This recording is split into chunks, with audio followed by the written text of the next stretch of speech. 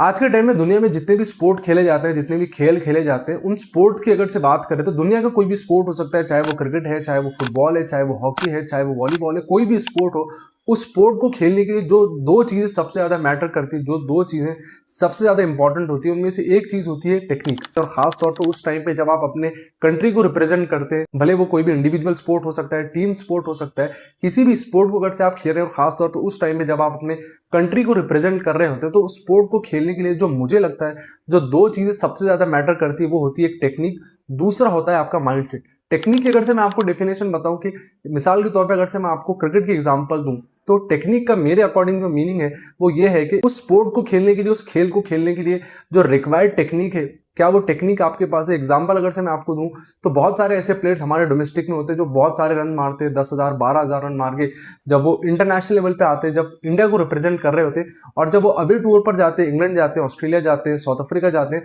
तो उन कंडीशन में जाके वो एक्सपोज हो जाते हैं। वहीं पे अगर से आप उनका इंडिया में रिकॉर्ड देखेंगे, इंडिया में उनका जो ट्रैक रिकॉर्ड होता है, इंडिया में जो उनके स्टैट्स होते हैं वो बहुत आउटस्टैंडिंग होते हैं, लेकिन जैसे ही वो अवे टूर पर जाते हैं उनकी जो भी टेक्निक होती है वो वहां पे जाने के बाद एक्सपोज हो जाती है। और सिर्फ इंडिया की नहीं, बहुत सारे प्लेयर्स अगर से आप पाकिस्तान में भी देखेंगे तो बहुत सारे ऐसे प्लेयर्स होते हैं जिनके टैलेंट के बारे में बहुत ज़्यादा बातें होती है, जिनकी स्टैट्स के बारे में, डोमेस्टिक के स्टैट्स के बारे में बहुत ज़्यादा बातें होती है, लेकिन जब भी वो अवे टूर पे जाते हैं, ऑस्ट्रेलिया जाते हैं, साउथ अफ्रीका जाते हैं, जब भी किसी अवे टूर पे वो जाते हैं तो उनकी टेक्निक एक्सपोज हो जाती है। तो एक तो चीज़ होगी टेक्निक, दूसरा जो चीज़ सबसे ज़्यादा मैटर करती है स्पोर्ट में वो होता है माइंडसेट। बहुत टाइम पहले तक मैं पर्सनली ये मानता था कि माइंडसेट जैसी कोई चीज़ नहीं होती। माइंडसेट अगर से मैटर करता भी है तो वो सेकंड नंबर पे आता है। सबसे पहले जो चीज़ मैटर करती है वो टेक्निक मैटर करती है। जब अगर से आपके पास टेक्निक ही नहीं है, जब आपके पास वो स्किल ही नहीं है कि आप इंटरनेशनल लेवल पे किसी भी मुल्क में जाके अगर से अपनी आप टीम को रिप्रेजेंट करने की अगर से आपके पास स्किल ही नहीं है, आपके पास टेक्निक ही नहीं है, तो शायद आप इंटरनेशनल लेवल पे शायद सर्वाइव नहीं कर पाएंगे, शायद अपने मुल्क को आप उतनी ज़्यादा टाइम तक सर्व नहीं कर पाएंगे।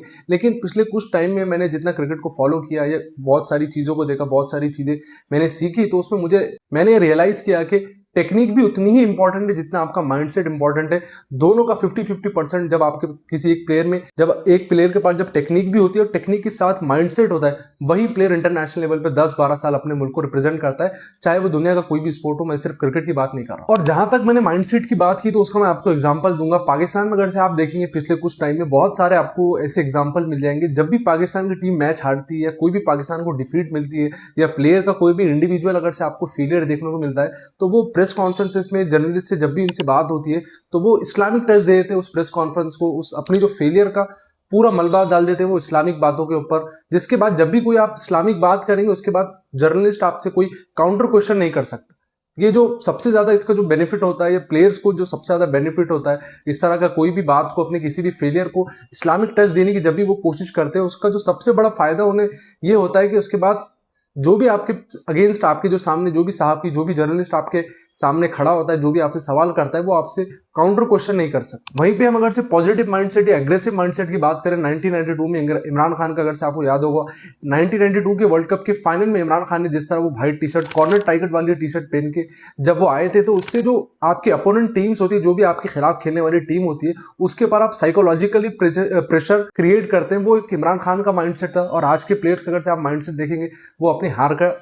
पूरा ब्लेम जो है वो इस्लामिक टच के ऊपर डालते हैं, इस्लामिक टच देके अपने हार को, अपने डिफीट्स को, अपने फेलियर को इस्लामिक टच देके छुपाते। वहीं पे इमरान खान थे, वो साइकोलॉजिकल तौर पे सामने वाली टीम्स के ऊपर, सामने वाले प्लेयर्स के ऊपर साइकोलॉजिकल डोमिनेट करते थे इमरान खान। याद होगा आपको 2022 वर्ल्ड कप का जो फाइनल का जो इंसिडेंट है, वो क्रिकेट हिस्ट्री का वन ऑफ द, आप कहेंगे मोस्ट करेजियस अगर से आप मूवमेंट कहें तो शायद गलत नहीं होगा। जिस तरह white T shirt, corner tiger वाली टी शर्ट इमरान खान पहन के आ गए थे टॉस के टाइम पे 1992 वर्ल्ड कप के फाइनल में, और वही चीज इमरान खान को इमरान खान बनाती है। और आज जो पाकिस्तान टीम का अगर से आप डाउनफॉल देख रहे हैं, उसका रीजन में मैंने आपको बता दिया। और उस टाइम पे जो पाकिस्तान की सक्सेस थी, उसका रीजन में मैंने आपको बताया कि जो डिफरेंस है वो डेफिनेटली टेक्निक का एक बहुत बड़ा डिफरेंस है, लेकिन जो सबसे बड़ा डिफरेंस क्रिएट करता है वो मुझे लगता है कि आपका माइंडसेट है। कि जब आपका माइंडसेट ही ग्राउंड में जाने से पहले ये होगा कि हम ग्राउंड में